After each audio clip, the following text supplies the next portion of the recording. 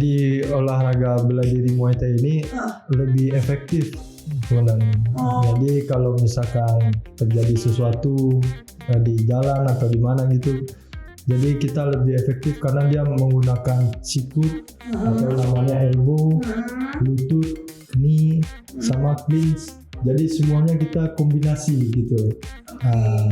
Jadi mungkin di situ banyak peminatnya, dan juga untuk latihannya kita mengeluarkan endurance yang besar juga. Kebetulan camp saya kan juga ini camp saya di KFG di Kemang Fight Gym di Kemang, di sini dekat dari sini juga. Itu ya artis-artis semua yang latihan di situ. Itu bisa dibuat dari karung juga. Kalau untuk samsaknya bisa buat dari karung. Bisa pakai apa namanya? Bisa pakai, nggak pakai sarung tangan dulu. Kalau misal memang benar-benar nggak ada duit buat beli sarung tinju, bisa nggak pakai sarung tinju, bisa pakai hand wrap. Hand wrap itu bisa dibeli harga 30.000, 20.000 untuk melindungi biar nggak gores tangan, biar nggak luka. Tapi luka itu laki-laki. Pemirsa, Ines kembali lagi dalam podcast Polri Presisi, masih bersama dengan narasumber Ines. Ada Bribda Gino Rinaldi Fauzi, pasukan pelopor Korbrimob Polri yang seorang atlet Muay Thai. Nah, Mas Gino, tadi kita udah ngobrol banyak banget ya soal pengalamannya. Tapi ada satu hal yang penasaran nih dari saya. Bisa dibilang kan kalau Muay Thai ini kan menjadi sebuah cabang olahraga, dan bisa dikatakan belakangan ini tuh jadi kayak booming gitu ya. Itu memang karena tipe olahraganya itu seperti apa sih? Boleh ceritain nggak? Karena penasaran banget. Oh ya, baik. Mungkin di olahraga bela diri Muay Thai ini lebih efektif sebenarnya. Jadi kalau misalkan terjadi sesuatu di jalan atau di mana gitu, jadi kita lebih efektif karena dia menggunakan sikut atau namanya elbow, lutut, knee, sama clinch. Jadi semuanya kita kombinasi gitu.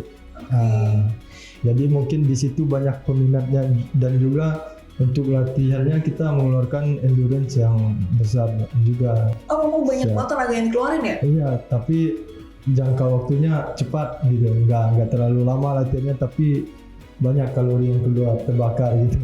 Nah iya, soalnya kan kayak saya itu taunya tuh kayak artis-artis itu kan banyak banget nih yang kayaknya mereka posting tuh olahraga Muay Thai gitu kan ya.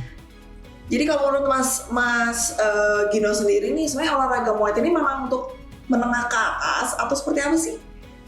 Kalau buat untuk saya pribadi, enggak semua juga. Ada juga beberapa camp tempat latihan itu yang menerima orang-orang baru dan bayarannya nggak terlalu mahal gitu, seperti itu. Oh gitu, memang karena olahraganya mungkin menguras tenaga ya buat orang-orang yang emang kayak kata-kata artis pengen sehat, pengen diet juga kali ya, jadi kayak gitu.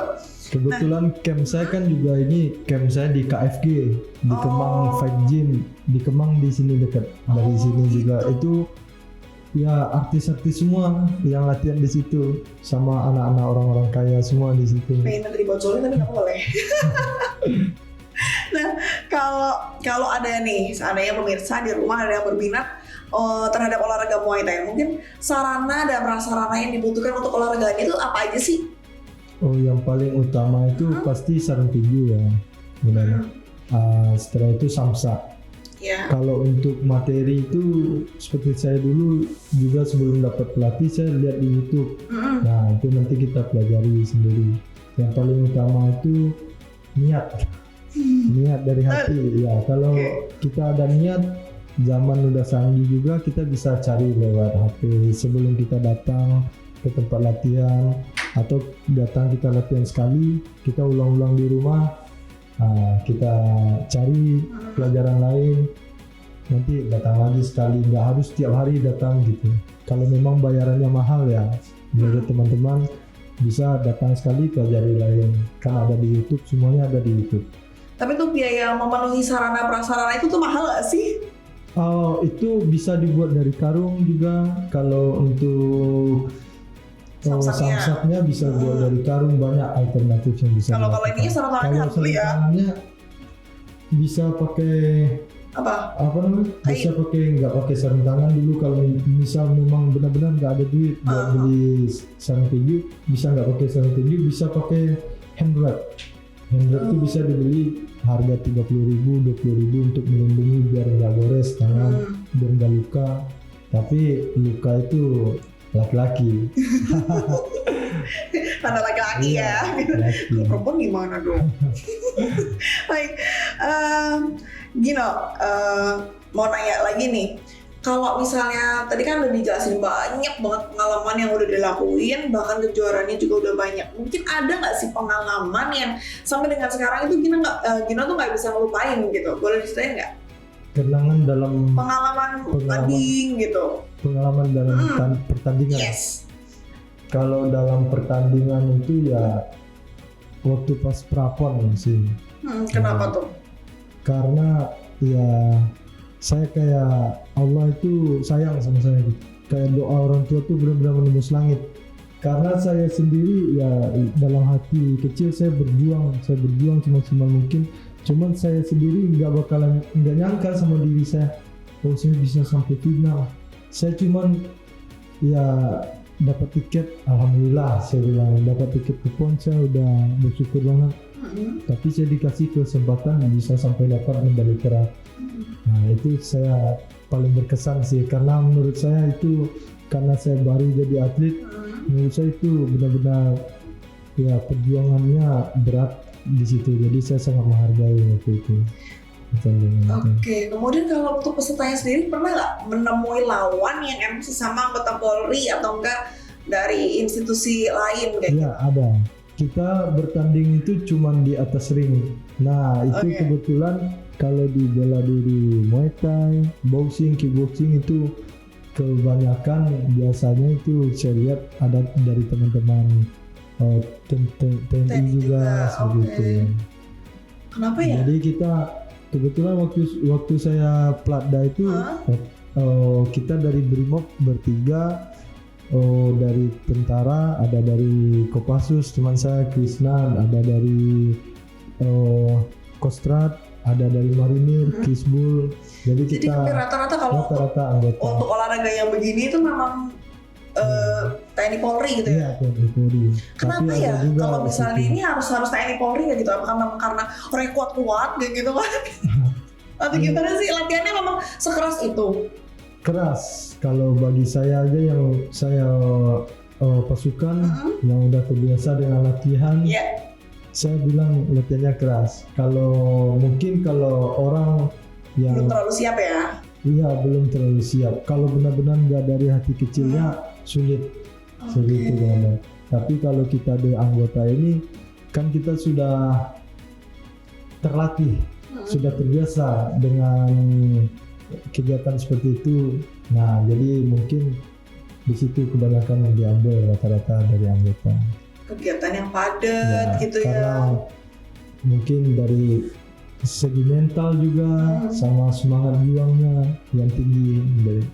Tapi bukan berarti pemirsa di rumah juga kalau misalnya pengen mendalami olahraga Muay Thai juga nggak masalah ya? Oh, nggak masalah, bagus.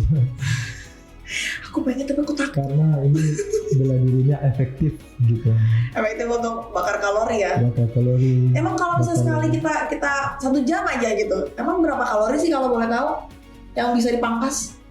Waduh, kalau itu mohon maaf, bukan bidang saya, kurang tahu. tapi tuh kayaknya emang itu kayak sampai keringetan berderai-derai gitu ya. Emang sebegitunya ya. Sebegitunya.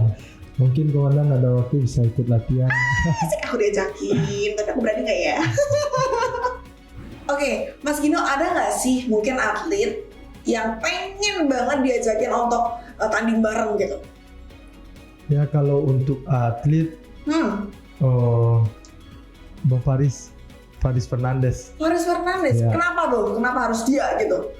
Karena saya suka sama dia seperti itu. Maksudnya karena dia dari bawah juga, dia itu kan yang petinju Pohon Pisang, salam dari Binjai. Nah sekarang dia sukses, dia bisa jadi CEO di pertandingan HSS. Nah saya mau bilang sama dia itu datanglah, kan dia sekarang lagi pergi ke seluruh Indonesia. Oke. Mau itu di Papua, Sabang sampai Merauke, katanya dia mau temuin tuh komandan. Langsung berarti ngomong aja, mau ngomong apa nih?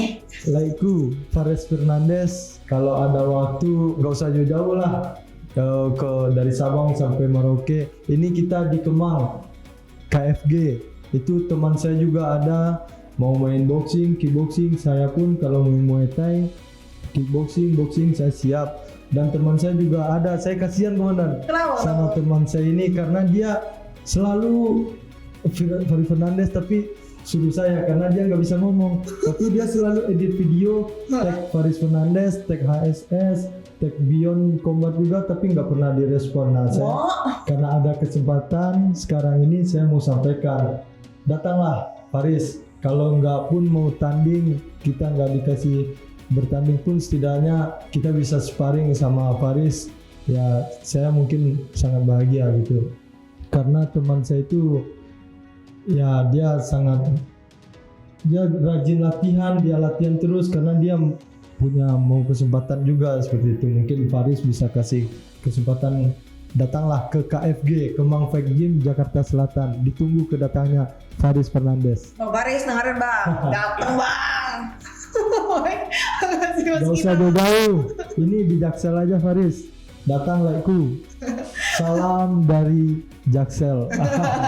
Baik, terima kasih untuk kesempatan, ceritanya, inspirasinya, dan banyak banget. Tadi kita ngobrol-ngobrol santai banget, enak banget, tapi masuk banget.